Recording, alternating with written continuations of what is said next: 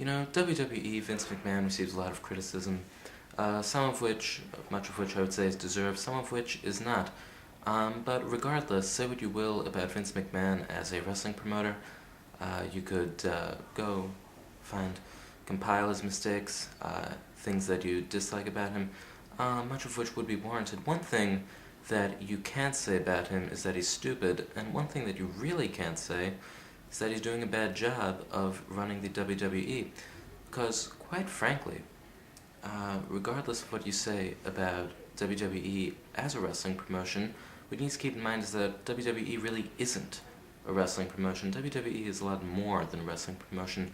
WWE is a multimedia franchise. And wrestling, although it's at the core of what they do, it's really a lot more expansive than that. I mean, they have, not only have now things like WWE films, merchandise, DVD sales, they probably make just as much from that as they do off their regular programming. The regular programming is actually almost a loss.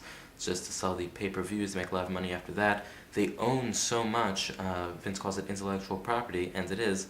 They own so much that just from the sales of ownership of video and everything, they can profit tremendously, WWE 24/7, all of that. And in general, as a business, they do make errors from time to time, they do have ways in which they can improve, but they're really unrivaled.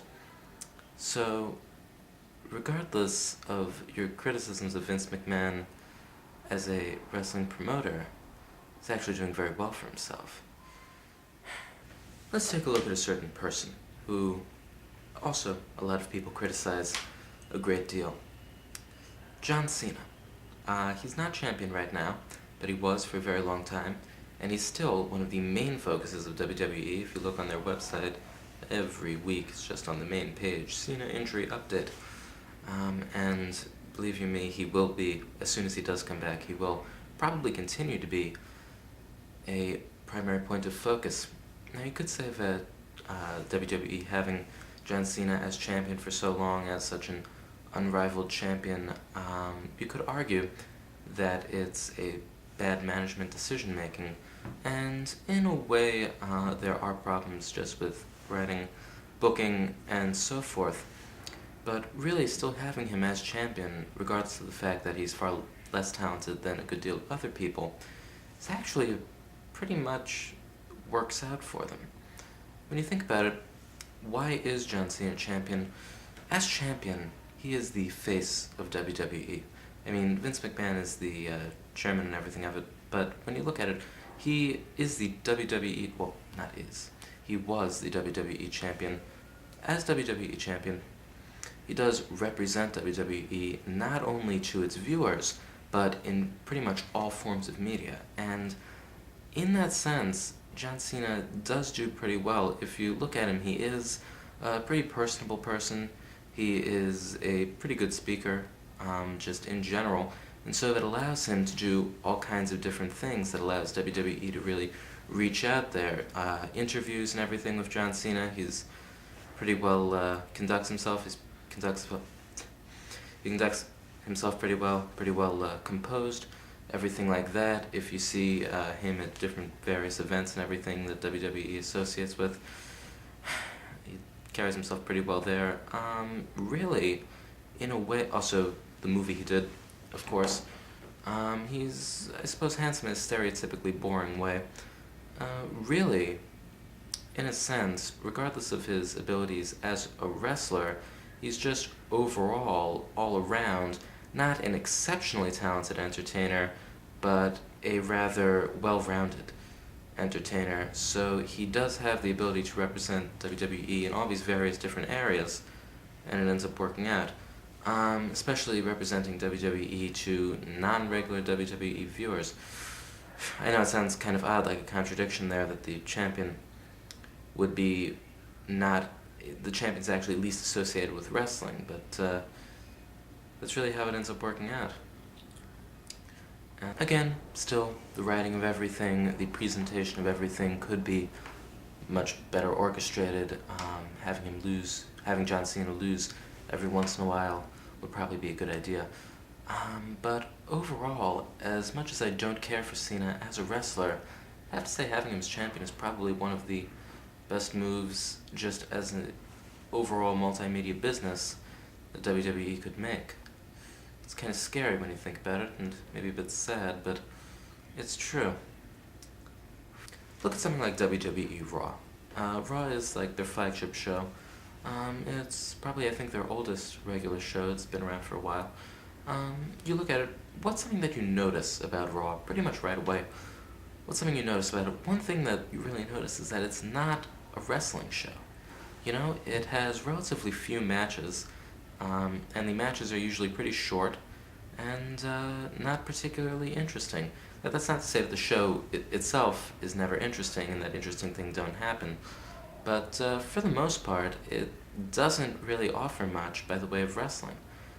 Still, in the end, what it does is it focuses a lot on just characters, people, intellectual property. Just pretty much, it's a whole spectacle altogether. You have a lot of backstage segments and everything that are pretty much entirely separate from the main thingy. You'll notice, for example, when they had that whole Hornswoggle Mr. McMahon's son thing, for a very long time, for weeks, you had the whole storyline itself had absolutely nothing to do with wrestling, and still was a pretty major focus of the show. And that is one thing that Raw does. It doesn't offer wrestling so much as it branches out into all sorts of different things. It also offers spectacle, it offers a very good deal of hype, and it does lead up to the pay-per-views, which are, well, they're better. Okay, there you have Raw, but if you keep looking, you'll notice that still, how come WWE gets all this viewership if it doesn't even have a good wrestling show? That's where SmackDown comes into play. SmackDown actually puts on very good matches. It is the wrestling component of WWE. That's not to say that there are overall entirely better wrestlers on SmackDown than on Raw. That's not to say that at all. But it's just to show that they know what they're capable of, and they make it clear what they're capable of with regards to wrestling. They just choose, they choose not to use that ability, that talent, or to create something that good all the time. And in the end, that probably ends up working out. Overall, still with matches, there are some pay-per-views that are really good, there's some that aren't, and they really choose to do it that way. That's the way that it's designed. Because WWE, if they wanted to, they probably could put on just tremendous matches all the time, have absolutely fantastic pay-per-views, and just tremendous, fantastic, amazing wrestling. But they choose not to, because they don't have to. And it almost ends up working out better for them. Because you'll notice that even the people who are not very happy with WWE on YouTube, people who aren't very satisfied, they still watch it. They watch it pretty much every week so they can come on YouTube and complain about it. With WWE, in the end, it comes down to this. People know what WWE is capable of. People who are WWE fans, people who are wrestling fans, know that WWE has good wrestlers. They're capable of putting on very good shows. Knowing this, WWE knows this, the fans know this, so as a result, WWE really doesn't have to put on these tremendous shows all the time. In a sense, what they do is they intentionally don't make everything as fantastic as it could be, so that then you'll keep watching. It's like you watch mediocre programming with the hopes that it'll be better and the knowledge that it can become better. And when it's most profitable, it does become better, and WWE does raise themselves, elevate themselves to that level so that they can produce something that everyone watches, everyone likes it, and so they continue watching, and then it goes down again, and it stays there for some time until the people get more and more fed up, and then it goes back up for a while, goes up there, goes back down.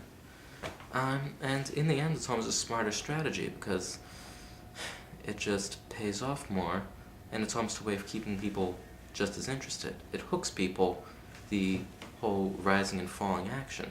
The rising and falling action almost isn't in story so much as it is in quality, which may sound very odd, but in the end, WWE is unparalleled And even if it does receive the criticism from a wrestling community and its core wrestling fan base, not only do they continue to watch, and in the hopes that it'll be better, again, the whole rising falling action, but you also have such incredible viewership, not tremendous, but you do have pretty strong viewership in other sections, let's say women and children.